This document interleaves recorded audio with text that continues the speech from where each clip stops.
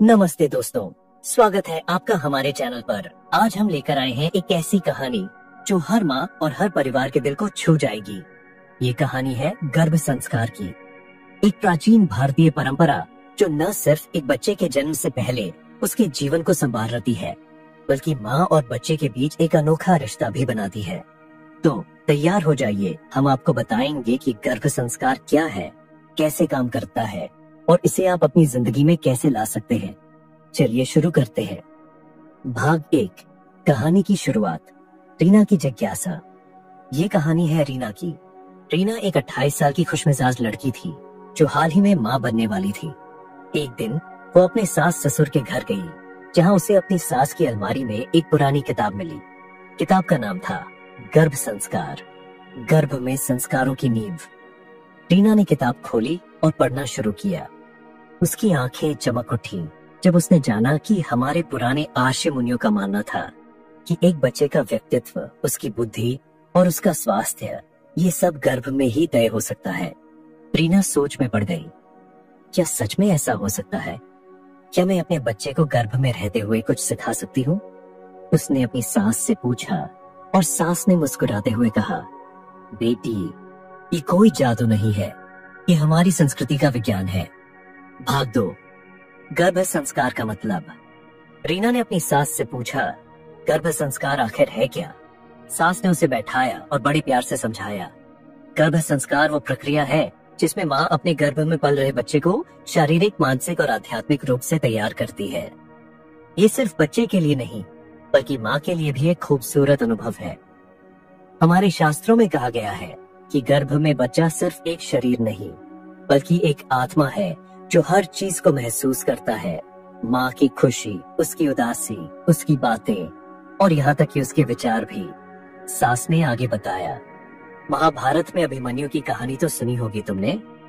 उसने अपनी माँ सुभद्रा के गर्भ में ही चक्रव्यूह भेदने की कला सीख ली थी। एक गर्भ संस्कार का ही एक उदाहरण है। रीना हैरान थी। उसने सोचा, अगर अभिमन्यु ऐसा कर सकता है तो मेरा बच्चा भी तो कुछ खास बन सकता है। भाग 3, विज्ञान और विश्वास का मेल।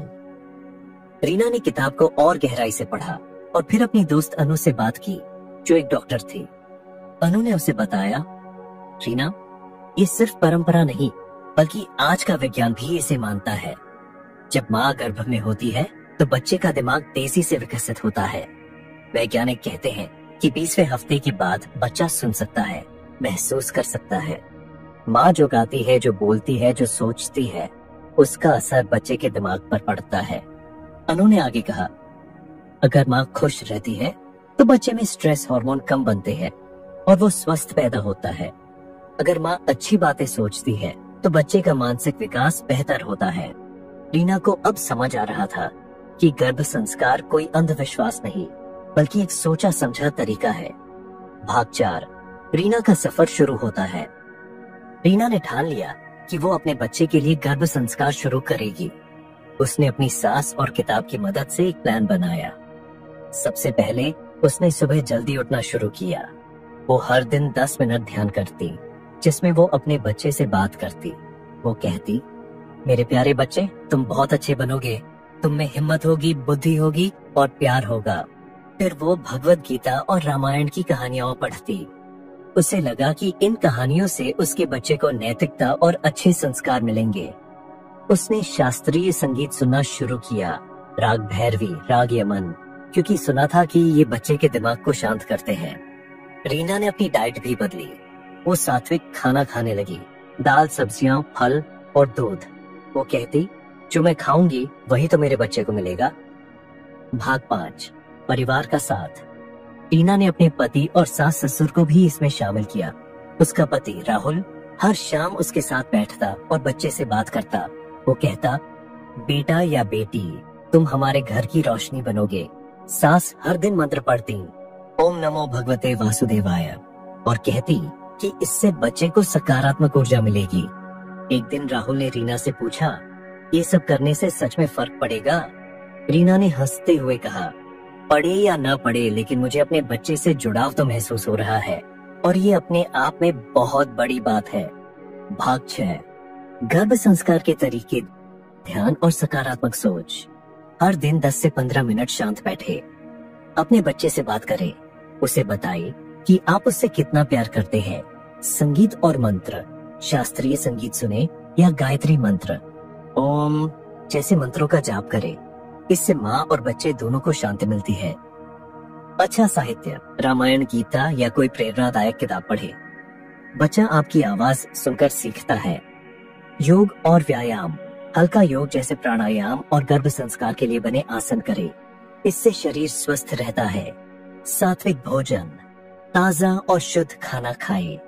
तला भुना और बाहर का खाना कम करें। परिवार का सहयोग, अपने पति और घर वालों को शामिल करें। बच्चा सबकी आवाज पहचानता है। टीना का अनुभव और परिणाम। 9 महीने बाद टीना ने एक खूबसूरत बेटी को जन्म दिया। उसका नाम रखा गया संस्कृति। जब संस्कृति पैदा हुई तो डॉक्टर ने कहा, ये बच्ची बहुत शांत और स्वस्थ है। रीना को लगा कि उसका गर्भ संस्कार सफल रहा। जैसे जैसे संस्कृति बड़ी हुई, वो बहुत समझदार और शांत स्वभाव की निकली। वो छोटी उम्र में ही कहानियां सुनना पसंद करती थी और उसकी मम्मी की आवाज सुनते ही चुप हो जाती थी।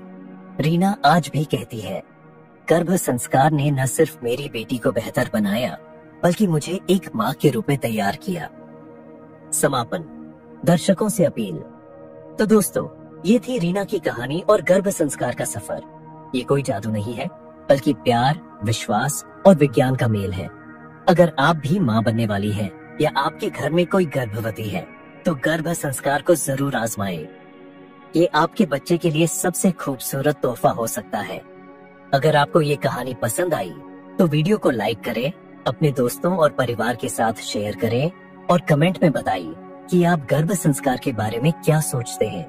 हमारे चैनल को सब्सक्राइब करना न भूलें ताकि ऐसी और कहानियाँ आप तक पहुँचती रहे। नमस्ते।